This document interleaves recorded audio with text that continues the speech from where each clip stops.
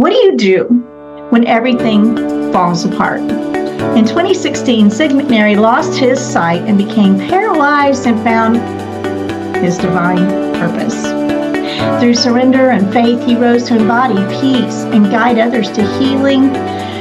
We're going to meet the recipient of the International Ambassador of Peace Award in 2024. And we're going to glean that wisdom. But first, good, beautiful day, you beautiful, beautiful souls. This is Charla Anderson, host of the Charla Anderson Show, collector and connector of fascinating people. And everyone is fascinating, especially you. But first, we're going to take that 22-second mini vacation. We're going to take our little breathing exercise and breathe in calm for 7 seconds. We're going to hold for 4 seconds and breathe out gratitude for 11 seconds. So here, let's breathe in some calm. Hold.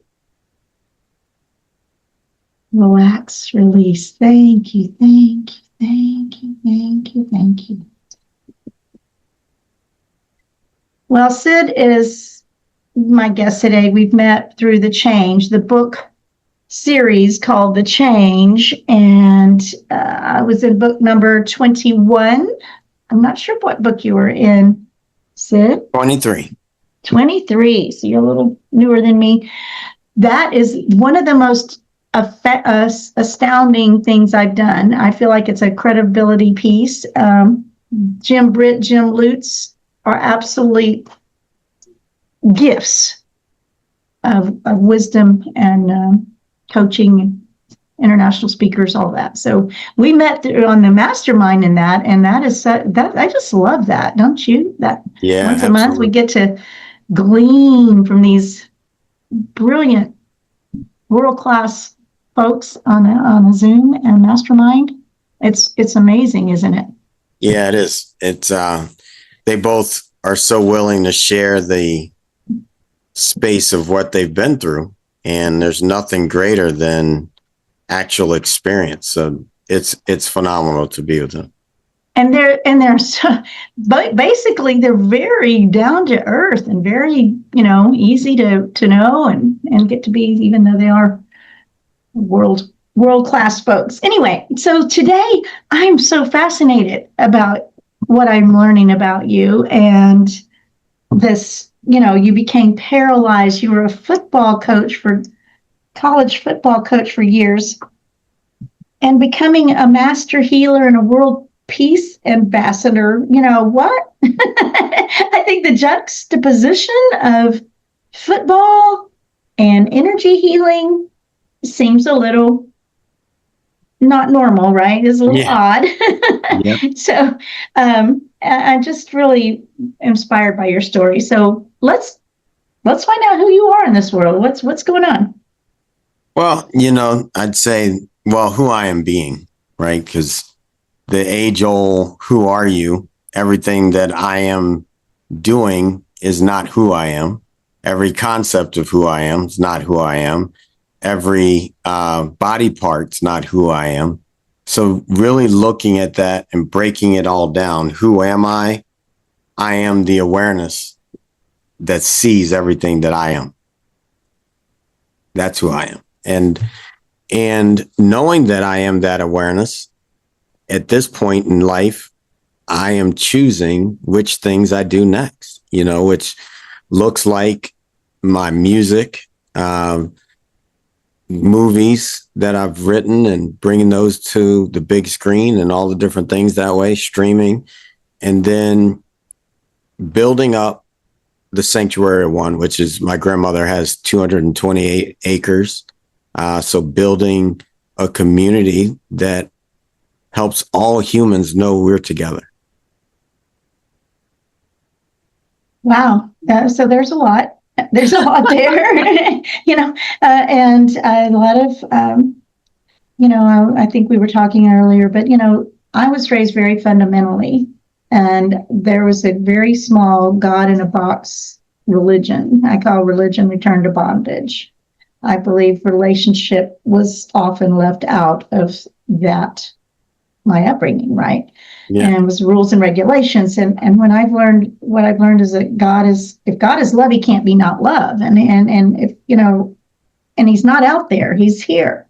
He is us. And we're all like you just had alluded to, we're all connected, and that's not a traditional belief, so to speak.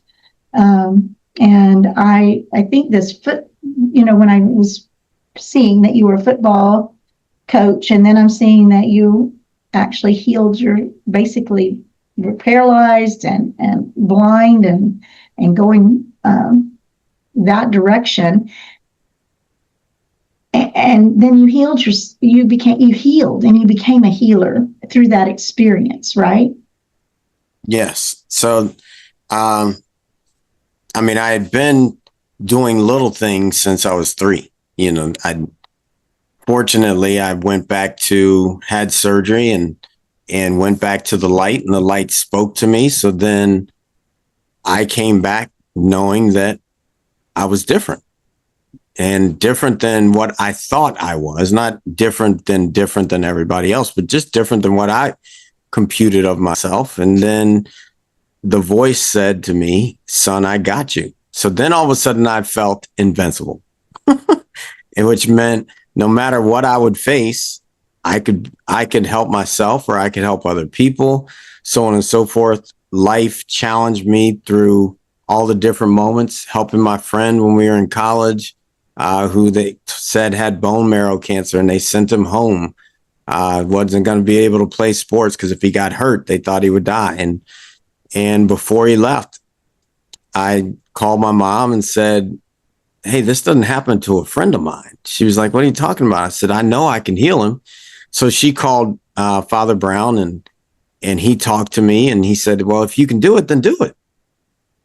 And so in our fraternity, I called in a bunch of my fraternity brothers, and we all prayed over Darren, and I put hands over him.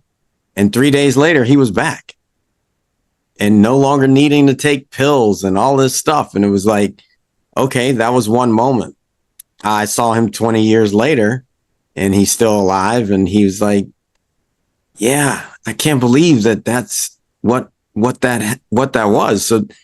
So not only was I doing that for other people, I had to learn that it was even something possible for that to really happen, for me to believe it. 20 years later, I started to believe those things. And then people started calling and saying, hey, I saw you in my dreams. Can you do what you did in a dream to heal me? And I'd be like, well, I don't do that. I'm a football coach. And then all of a sudden they'd say, well, this is what you did. I'd be like, all right, I can try it. And I would try it, and they would go back to the doctor and feel great. And so life has taught me to be who I'm being now, not the other way around, me searching life for what could I become. Because I never was someone that just loved school. For someone to tell me what I needed to know felt like that person was trying to put me in a box when we don't even know what's out in the universe. So I wanted to know that, which was this voice that talked to me at 3 years old. So I've been chasing that level of connection, that level of awareness to know, oh, there you are. You just said something. Or, someone says they've got messages for me. And I'm like, oh, do you? Who's it from? Oh, it's from God. All right, well, let me just ask God to speak through you as I ask this question. And if that person, and I'd say this for anybody, if someone's saying they are speaking for God to you, then do you need to talk to them for them to answer the questions that you have? No. So that's my trick. I say, hey, this is it. Like one guy, should Tommy be my mentor? Tommy, right in front of me, said, Tommy is not your mentor. Now, does somebody that is talking about themselves typically say that when I didn't ask the question out loud? So then from that moment on, I was okay listening to Tommy because there was a spirit, God, delivering the message that I needed to hear. So that's just been kind of my life, being able to challenge those things. Even parents say you got to do something. Oh, do I? I'm not sure about that. Let it tell me. So you're following and basically what we would consider intuition, the voice that you're hearing from the intuition. I believe we all have it. I believe we're taught to repress it or not trained for it. So I think it's fascinating that, and I've said many times, if God can create it, he can heal it. If God is, I had one of my really good friends, had a aorta split or whatever. And we found out, you speak what you want, not what you don't want we speak life, not death. There's no way. And I saw the ultrasound, and that's where if God can create it, he can heal it. The ultrasound of his heart, right? And they're looking, and we found out later that he had less than a 1% chance of being alive the next morning. And he's still trucking 7-8 years later, I think. So anyway, and he was a big, strong, Marine, all this stuff, very manly, and collects antique sewing machines. So I just thought he's such a great guy. But anyway, I wouldn't let them, with his wife and friends, do anything else but speak life. Yeah. And so I think that, but the doctors say, I said, who created the doctors? Science says, so who created science? I just really had a passion about that we can heal, and we are healers. And I'm pretty sure that I'm a good example of that too. So this is a subject that I just find so interesting and fascinating, because it's not something people go around talking about, generally speaking. It's like you found out that you were a healer, but you were really a football coach, but you were really so. And how does that mesh? How do you and then the only person from the United States to win an Ambassador of Peace award in Sweden, Switzerland. Yeah, it was in Sweden, where they do the Nobel Prize. That's fascinating. And you've written how many books now? I've written 13, but 10 of them, the 10th one gets published on 11/22, the Autobiography of a Human. And then the other 3, I kind of shift gears after that one, because that was nonfiction, my life story, all that for the first 10 books. This next 3 books that starts in December is a sci-fi fantasy novel. So what I love about shifting gears is I've been able to expand my mind into the unknown. In the novels. Yes, exactly. And so you're experimenting in a way out without it having to be proved or facts or whatever. Yeah, and what I'd say that I really love about that world of writing, I look at all the sci-fi movies, and the superhero movies, and they're almost unbelievable. Like Star Wars, when Star Wars came out in the 80s, or The Matrix, and now they may have been unbelievable to where we were as humanity, but now today, Star Wars is just a thing.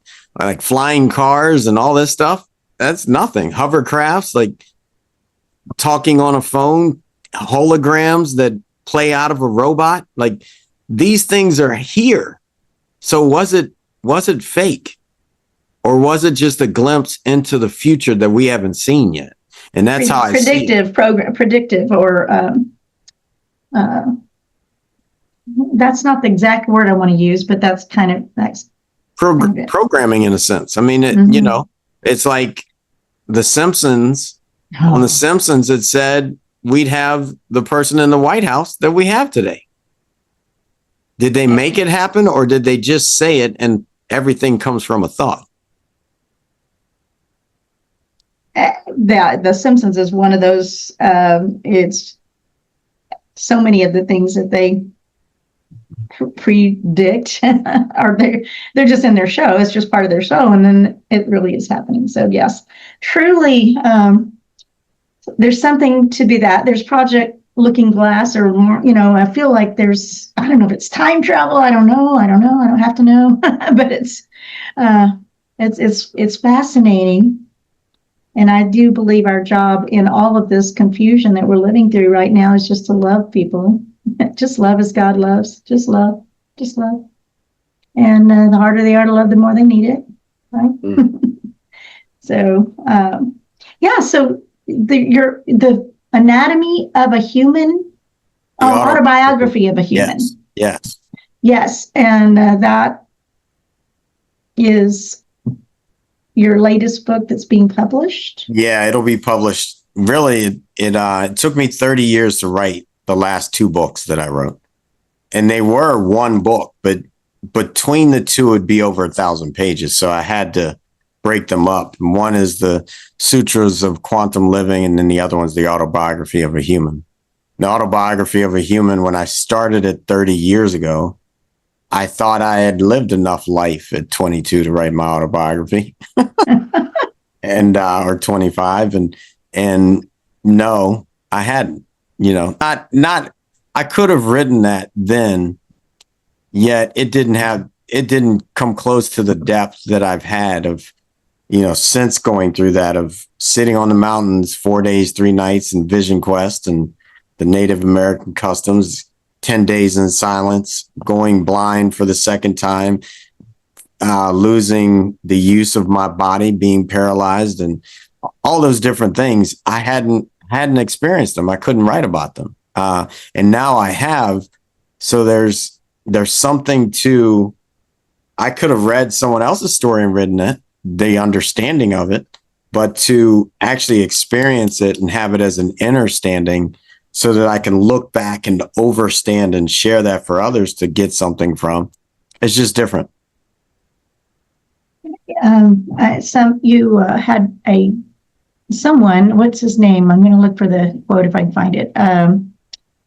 The scientist that said something about your autograph. Oh, here it is. The Autobiography of a Human, a mission of peace, challenges my scientific mind in a way it has never been tested before. The author is bold enough to accept the facts of life without allowing science to be the end point of our reality.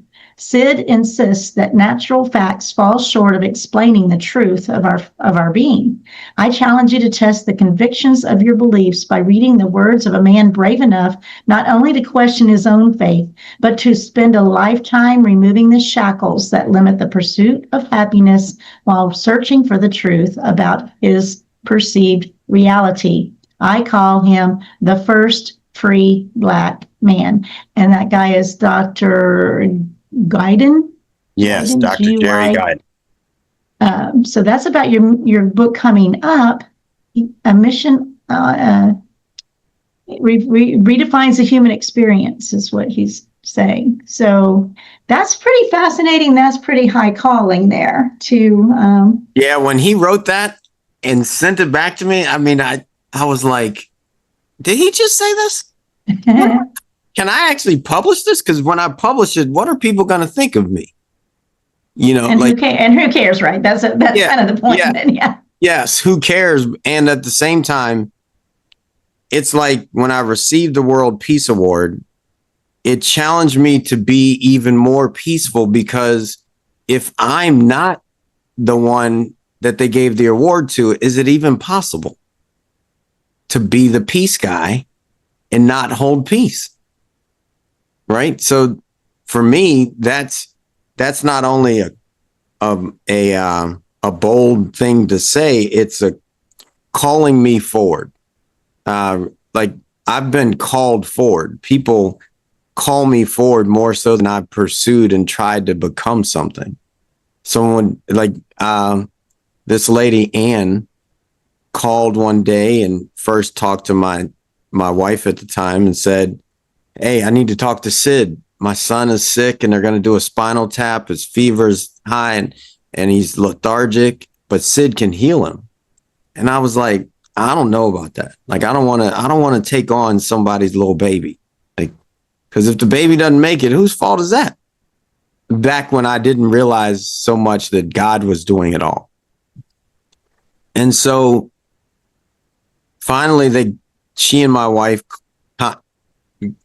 talked me into going over, and the baby, when it heard my voice, grabbed me and fastened its arms around my neck and its legs around my waist or my rib cage and pulled its heart against my heart.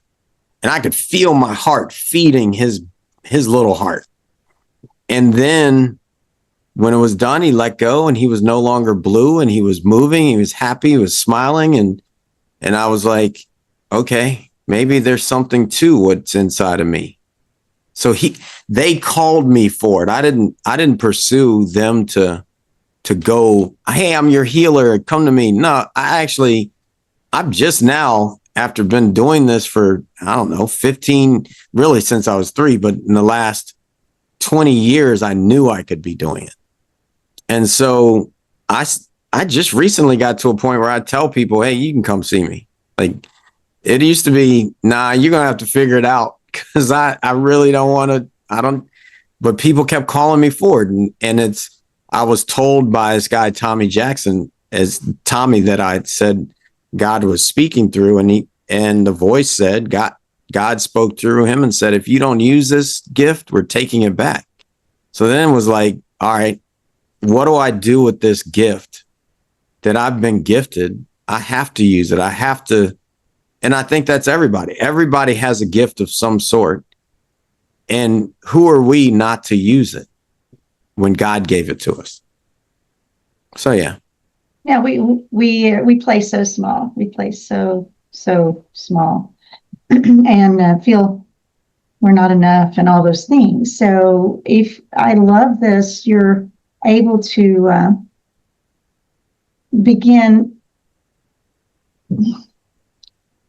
serving. You're a server. You're going to serve the healing, and the healing is needed so badly, and that for such a time as this, right? So right now is a time we get to use our gifts and help heal our world. And when I said, love is, just love your family, love your neighbors, love your community, do what you can where you are. And that's the best place to start, right? So, and my little tiny book, Candy Bar Hugs, it doesn't take much to make a difference. I quote from it all the time. It's like, tiny book, big message. It says unconditional love, unconditional forgiveness, not unconditional boundaries, right? So I used to just say unconditional love and unconditional forgiveness, and then I was like, some people might take that and stay in a situation they shouldn't. So not unconditional boundaries, but that just seems to be a way that we serve our communities by loving them and healing and doing the things that we are gifted to do. And when we don't, that was a pretty strong message when you got, I will take it back. And, Yes. And I'm sure there's times you thought it was a curse in a way. You're like, what is this? So, it's like, I don't know what to do with all this. There was a time we had, after Tommy said that, and he said, what if you just go down to that yoga studio that they want you to buy? See if you can just use it for a night. Don't tell anybody, and let God bring the people that need your gift. So I said, all right, Friday night. I'm not going to tell anybody. This was on a Monday, because it was the national championship of college football. And on Friday, I said, okay, I'm going to do this. Alabama was playing Clemson. And we only told the people that we needed, just in case a bunch of people showed up. We needed a couple people to check them in and all that. At like 10 minutes till, there was no one there. And I said, look, I'm going to go walk the beach. I'll be back. If no one shows, it's all right. God didn't want me to do this. I left. I came back. There were 66 people there. And with no advertising, none. No. So I come back, 66 people were there. How many years ago was that? That was 2019. Okay, so just a few years ago. Okay, Yeah. so And 66 people came up for healing. yes. Yeah.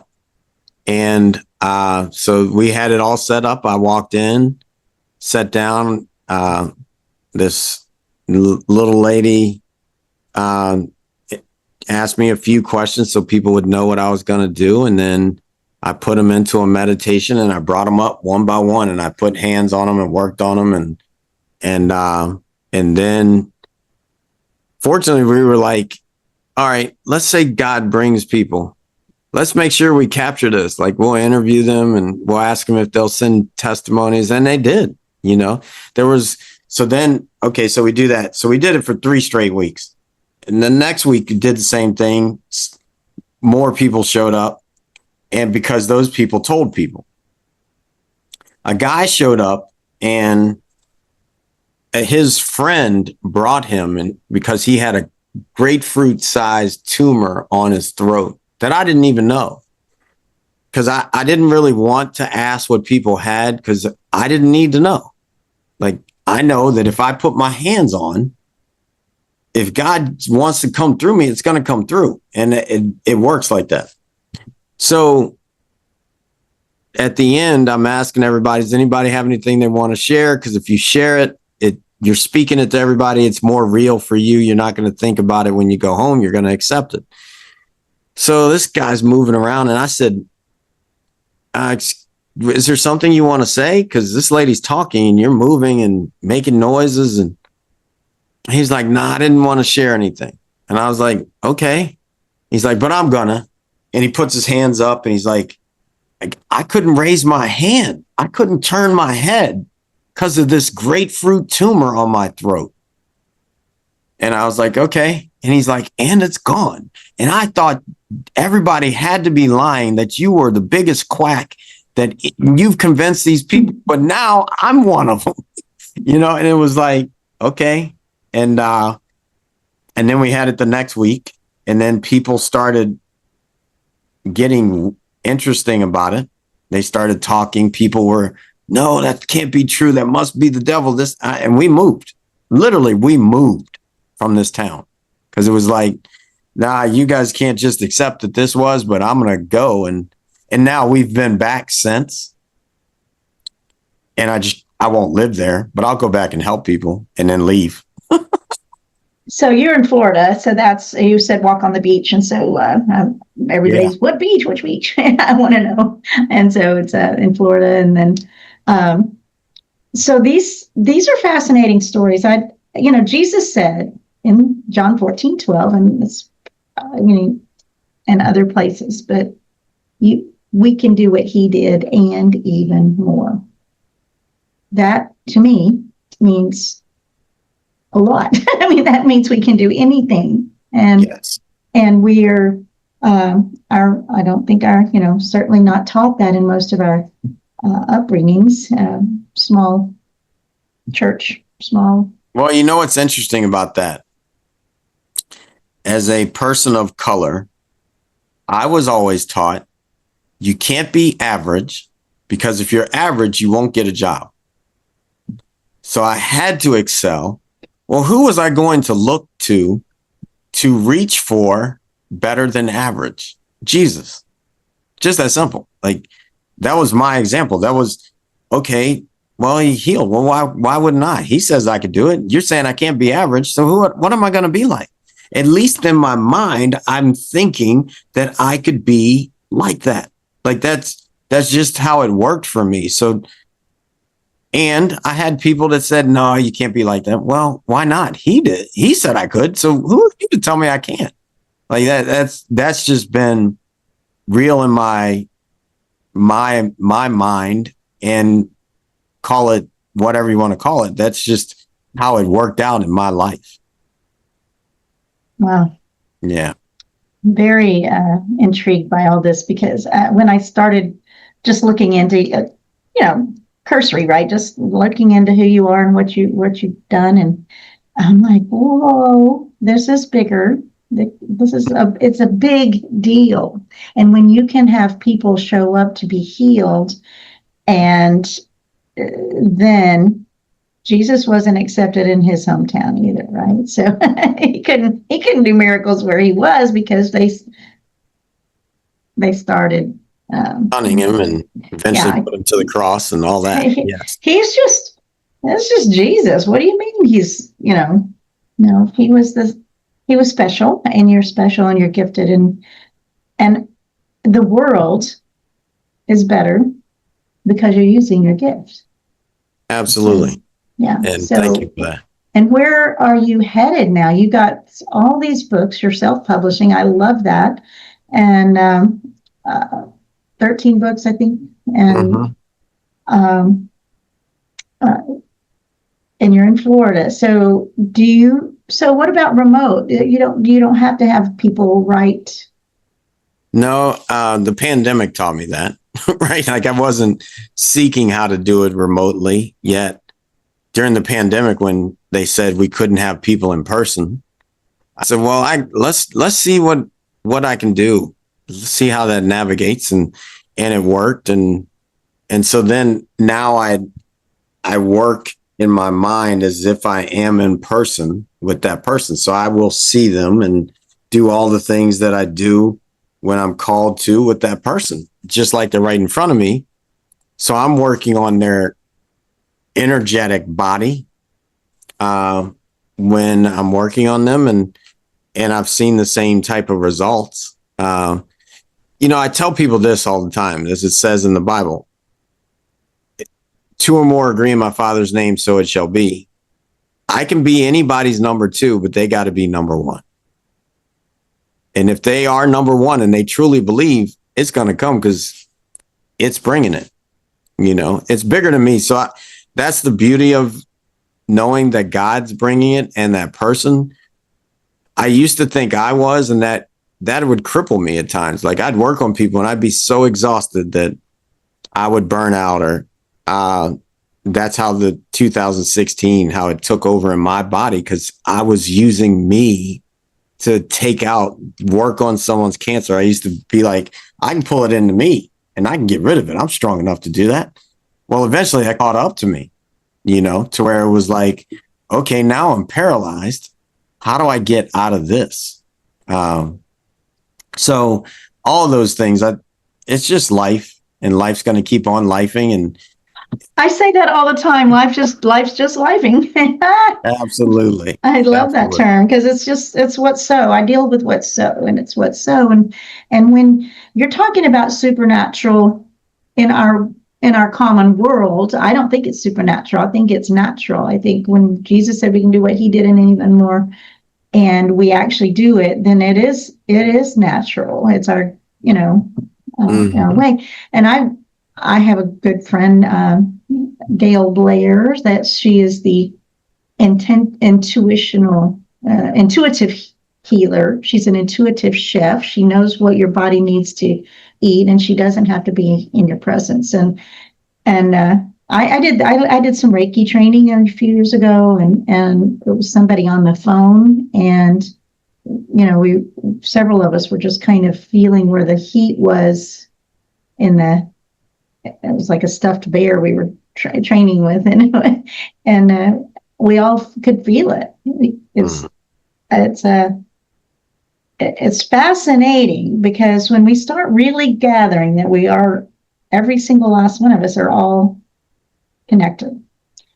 And you said something in your bio about connecting, or a connector, and I'm a connector, fascinating people, right? So I think that's interesting too. So we have connections, and we have healing, and we have writing, and we have coaching, and we have so you got a lot of gifts. And I never had heard of this International Peace Award, or whatever that's called. It's done where the Nobel Peace same building. Prizes are same building.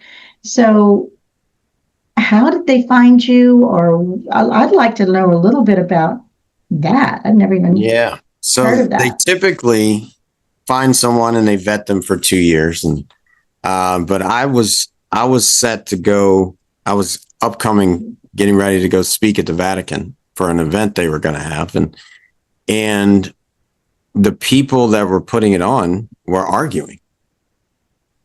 And then I typically would get on those calls and just kind of be a fly on the wall. You want me to speak? I don't have to speak right now.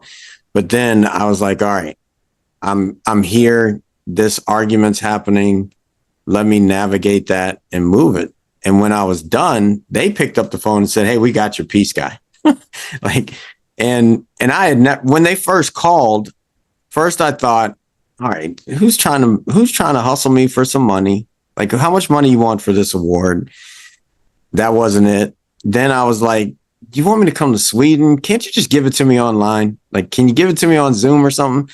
And I called my dad and told him about it. He's like, son, you got to go get that award, because it will change how you see yourself when you're standing in front of 1,000+ people and you're the one getting the award and you have to speak on behalf of the award and blah, blah, blah. And he was so right. It was the most humbling thing in my life, for sure, to realize, wait a minute, what I am doing, people know about in Sweden. And some of them, they were from like Thailand. And I was like, how do these people know about this? Like, so it was just very humbling to receive an award for the work I've done for the last 20 years and that people really know about it. So then I had to let go of thinking, this thing they call the imposter syndrome, where for me, what that looked like was, I'm doing this work that I do, but second guessing it. And then it was like, this guy that sells art, like there's one monk that sells art that he paints with a samurai sword and knives. And I'm talking sells them for like millions of dollars. And it's beautiful and it's more detailed than my books are, right? And he's painting with something that could easily slice through the canvas. And he would, one day I was walking by with my wife and he was sitting talking to a bunch of people, and he said, Sid, come over here. I need you to talk to them. You tell them what they need to know. I'm going to be quiet. And I was like, this guy just gave up like that. And I talked, but so then I just had to say, all right, it's time to stop. I got to stop second guessing, worrying about what people think. And it's time. And that's why I did the change book, actually, because I knew I needed to write it out in a way that I couldn't deny it anymore. Yeah. Fascinating. Whoa. So out of 8 billion people, there many are called, but fewer chosen, so to speak, right? In that. Yeah. And I've been hearing that lately, and it's like those that are, it's for such a time as this. Yes. Yes. It's a responsibility in a way, right? Mm-hmm. Yeah. I mean, I think being responsive, I talk about it a lot, and they use it in the Army. You're either reactive or you're responsive. And if you're responsive, you are truly able to respond to the moment and you go handle it. And that's, I've sang since 2006, and all of a sudden my message in my songs is what the world needs to hear. And what a better way to shift the world than to sing and be in that vibration of harmony. And so that's really, like I said, I've just been called to do these things. I wasn't chasing. I could have, at 5 years old, I was in a room with Michael Jackson and ran around singing. My parents thought I'd be a singer. And then at 7, I got recruited to play sports. So I left that. But then the calling on my life is I couldn't let it go. It came back to me. And now I've been asked to go on this tour that's being sponsored by 360 Live, to go on this tour and be there with this kid, Wiz Kid, we'll be singing on the continent of Africa and in the Caribbean. And yeah, I know that if the creator wants me to be in front of people. What a better way than to sing in front of millions. Wow. Yeah. And this is, I believe there's 30s and 40s where they shifted the hertz from the harmonic hertz to the disharmonic hertz, which we've had not HURTS, HERTZ. Yep. So I'm certain you know about that. And how, this is such a random Check this question. out. So I've been looking for, because in 2019, I told my band I'm hitting the road. I got to go find myself. So I put the band down. So we've been rebuilding the band so that I have people to travel with. And the last group I talked to, I was like, all right, you got this band. I need a band behind me. And he said, well, because I know you, we will definitely get into this, so on and so forth.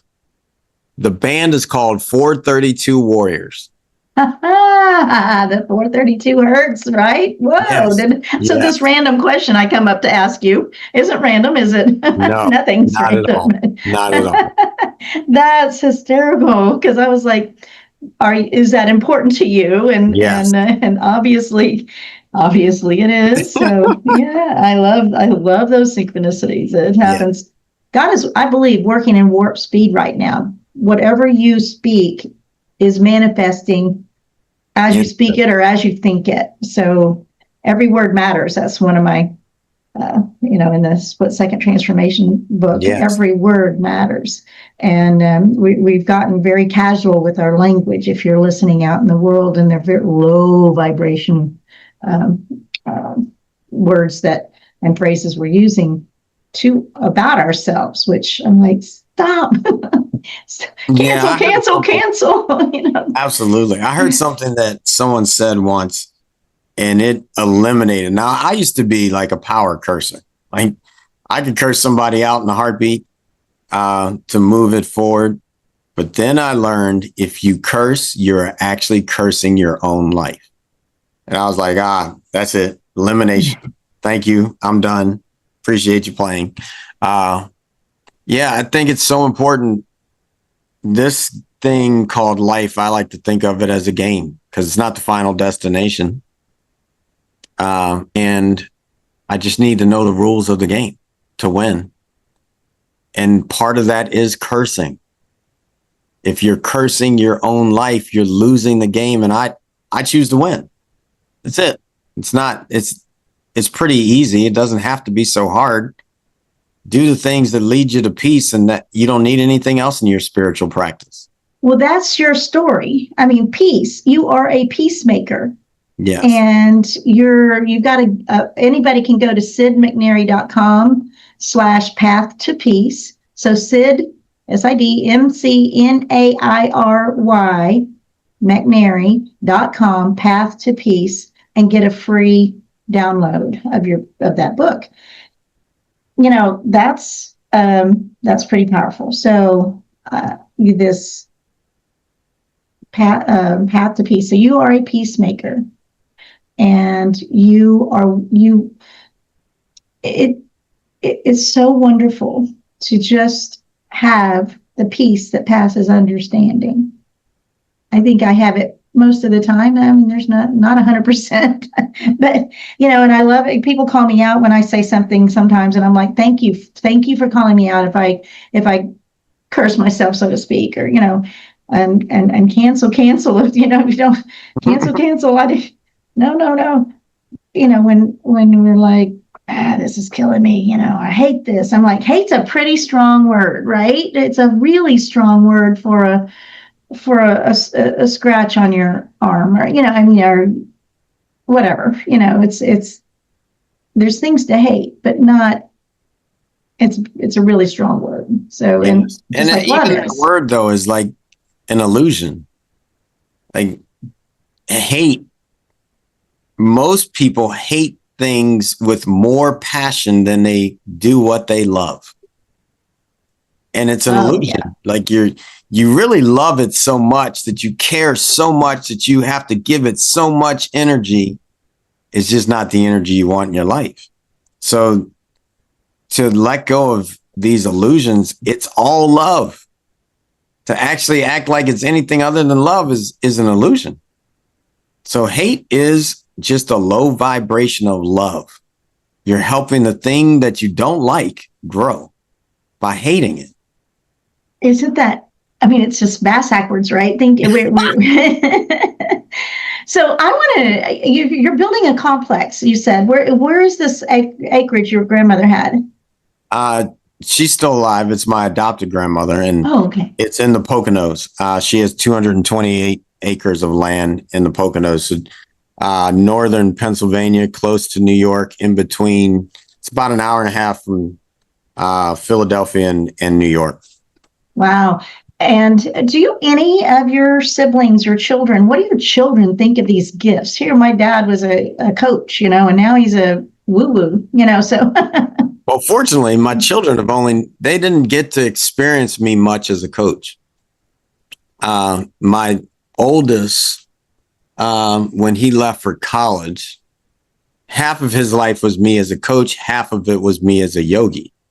Mm-hmm. So at 13 years old, he started teaching yoga, but he also became a captain of his football team. So if he started making fun of something I do, this is what he does. So, which then meant his younger brother and sister both got to see not only their dad, but their oldest sibling living that life. So I don't think they think it's weird at all, actually. It's definitely different to them because their friends' parents aren't that. But at the same time, they lean into it, it's their normal. Yeah, I mean, exactly. It's what they know. So when you say you're going to build a retreat center, so to speak, for people to come together. Yeah, it's really the net positive village. So it'll have land. The main bulk of the land will stay open land for life. And it's where I got to go and sit on the mountain and connect to God and be on vision quest and all those things. And then we'll have a village where people will be able to lease part of the land and build houses and those kind of things. And then we'll have the wellness center, and we're also going to build a school on it. That's so cool. I'm going to guess that you're familiar with Michael Singer and the Untethered Soul and his. I came into his stuff. I'd heard of Untethered Soul years ago, but I had only read it about 3 or 4 years ago, and I was like, he's like, here we are, one out of eternity, billions and billions and billions of years and people. We got 8 billion now, but we've had centuries and whatever. So if you pull yourself back out of and look at the earth, and this little 100 years or whatever we live on this earth is a tiny pinprick. Yes. In eternity, and we spend it upset. You got me off, and then we go home and talk about the upset again, and it's crazy. So many people have succumbed to that lower level of thinking that all this stuff out here matters, right? So, anyway, I think Michael Singer is fascinating, but he's got his what's it called? And it's in Florida. He has an ashram. I can't remember the name of it though. Yeah. Anyway, but he just that's what he started doing, and people came. So it's if you build it, they'll come. So I think that you're onto something big, because there is healing that's happening, and needing to be happened as we feel like our globe is or the people in our world I think we've reached a tipping point where it's lighter, more light than dark. And do you agree with that? Yeah. Yeah, I think we are definitely hitting that space that's creating more and more and more light in the whole galaxy, in the universe. And like there's at one point, I think the sky was completely black. Now there's all these stars. So light is winning. But what happens, but at the same time, dark isn't bad because you can't have light without dark. So that's something that I've learned to really be at true peace. It's the duality, right? We got dark and light and good and bad and wrong and all those things. And they're all necessary to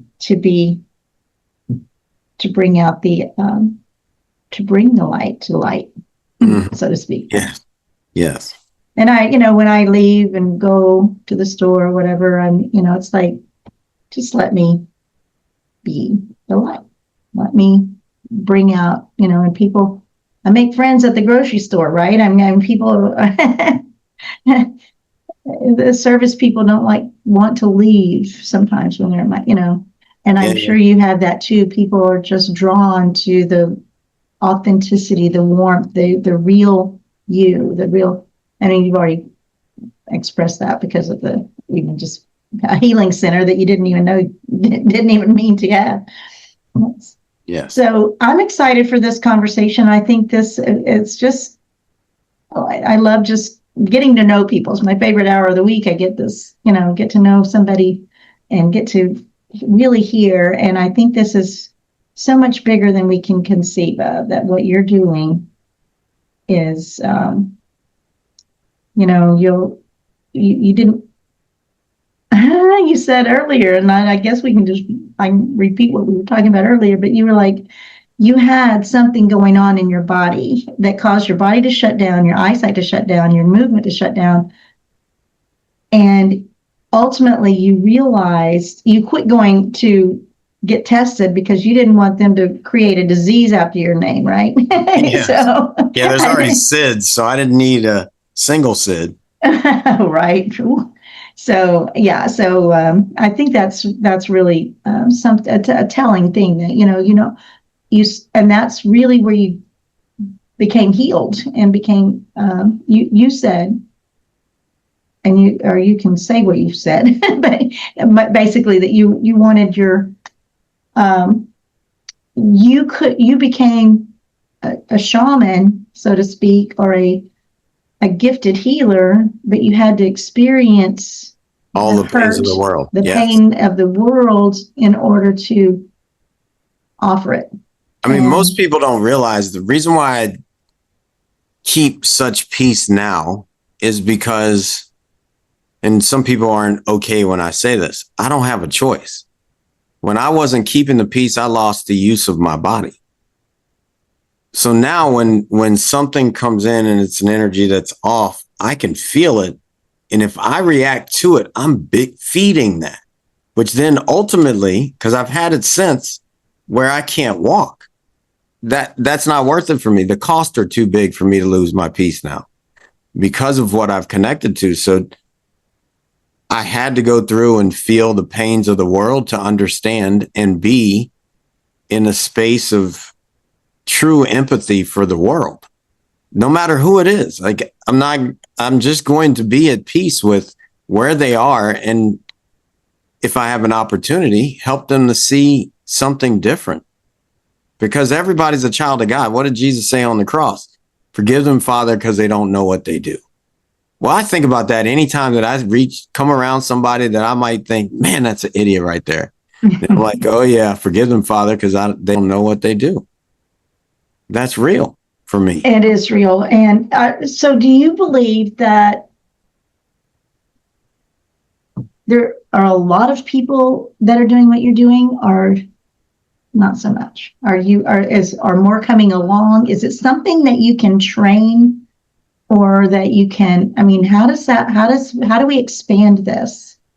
Well, I think there's a true calling on for me, it was just a calling. Like it was haunting me. Like everywhere I turned, it was like, no, does that look like peace? All right, well, if you keep going there, we're going to give you more hell than what you have. So it kept, I didn't have really, I know people think they have a choice. That's human arrogance to me. Human arrogance says, oh, I'm I get to choose over what God says. No, you don't. God's the original thinker. It started thinking, it thought us into existence. I don't get to just choose what I want. God has already made that choice to get me where I need to go. So then for me, it's just, all right, it's guiding me. It's trying to lead me back home. It's helping me find the awareness to bring peace. And it just so happens that I look around at my life and know that that level is what I'm supposed to bring. I look in the camera right now, and I don't know what it was like before, but look at all the light coming in the window as we talk about this. Like, that's real to me.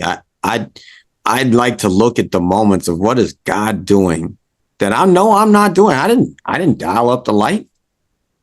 Right. And so it's important that way to me, which looks like, I'll say it this way.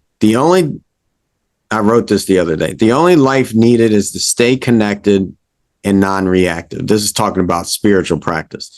The only life needed is to stay centered and non-reactive. To grasp peace and hold it fully is the greatest asset.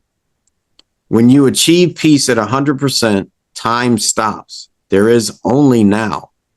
Karma dissolves, samskaras fade, everything that once bound you falls away, and you become one with all. That's the only thing I need as a spiritual life. Yes, you can have your religion, and I love religion when it's guiding you to peace. But really, the only thing is that for me. So that I'm happy that I know that, and I get to work at it at everything that I do, which then is now making it fun to go travel with a bunch of people and sing and write books. And is it bringing peace or not? And if it's not, then I'm not in it. That is that's still, it's a choice, right? You're choosing, you said, I think a lot, choice, we're always choosing something. And even though, so if you're choosing peace, we talked about choice from your perspective, but if you're choosing peace, if it doesn't bring peace, you're choosing to step away from that. Just step away and get the lesson, because the lesson's going to bring you back. One way or the other. Yeah. It's like, let's do it sooner rather than later. Right? Let's have a I don't want to be knocking on the pearly gates and be like, can I come in? Nah, you didn't get peace. Go back. Try again. Oh my gosh. Yeah. Peace is it, right? Peace is, absolutely. Peace is, love is the answer, and love and peace. And so that's where we are. Well, this time goes so fast. This hour's up, and I'm so grateful for your time to show us here. So it's sidmcnairy.com. And then if they want the gift, Path to Peace /Path to Peace. Yeah. And you're all over the social medias and anything else what else would you like to leave? Any last words here? Because we got to shut her down. Yes, there's one truth that I uncovered in my life in truth, it's the most important book I have. It's this little book right there, and it's just called Truth. And what I've learned about the truth is no matter who argues about it, it's still going to be the truth. No matter who wants to defend it, it's going to be the truth. And it doesn't need anyone to defend it. It's still going to be the truth. So I've uncovered one truth in my life.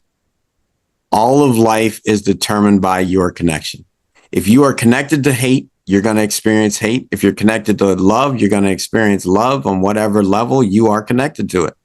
So if you don't like what you see, that's your frequency. Your frequency is what you frequently see. All of life is determined by your connection. That's what I got. Fascinating.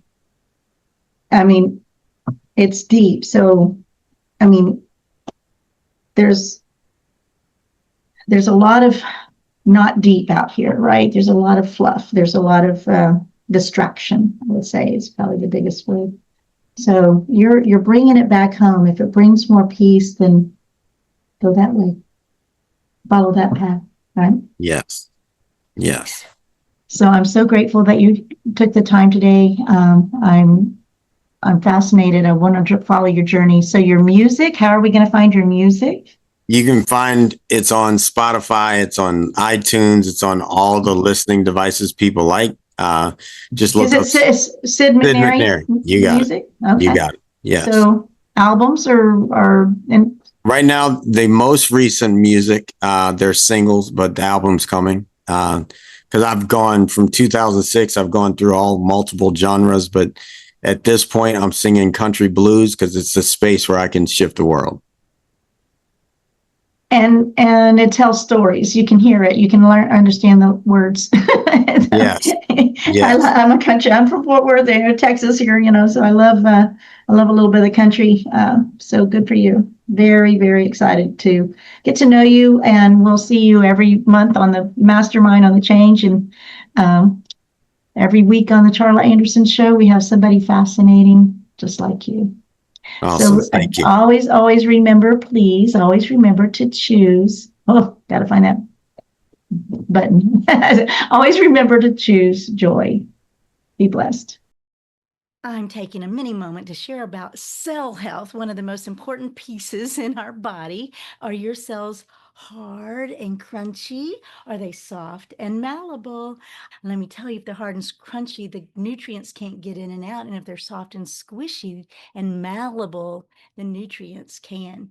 So when you have good, soft, malleable cells, you have better brain function, hair quality, heart function, skin elasticity, inner organs are better, and your joints and muscles are better. Whoop, see that? But like 99% of North Americans, we're out of balance in our omega-3 to omega-6. Test, don't guess. We've got a test. It will absolutely give you your results on a full scale test of your balance. You need to be 3 to 1 or better, like 99% of North Americans are not. So we've got a simple solution. 1 second shot of beautiful golden omega-3 oil a day. Test, don't guess. Now back to the show.